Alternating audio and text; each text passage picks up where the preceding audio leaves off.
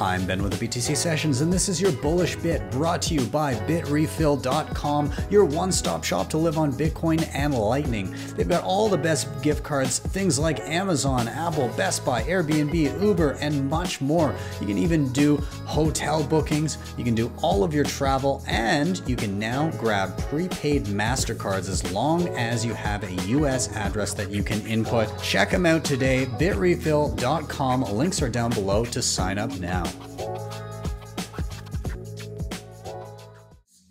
I think people are a little bit sleeping on the utility that Liquid could offer.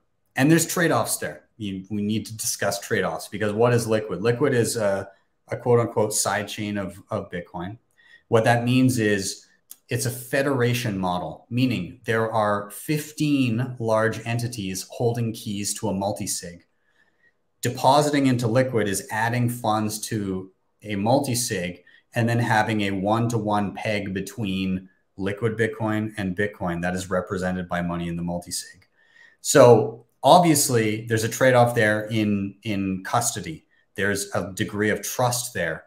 However, it's much better than sitting on an exchange, right? Like you have no control there whatsoever. It's like, hey, one person gets to rug pull me and I'm done. In this, you would have to have a mass collusion of 11 of those signers, large entities, all saying, you know what, we're going to rug all of our users in concert with each other at the same time. So I'm not saying that couldn't happen, but I'm saying it's much less likely than an FTX style thing. And for some, myself included, I think in the context of having like a medium level stack, I think for me that makes sense. And what I mean is this: you're stacking sats, you're withdrawing via Lightning.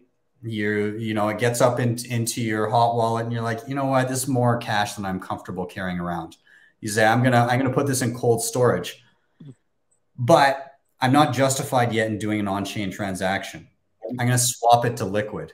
Liquid, you can secure with hardware. You can secure Liquid.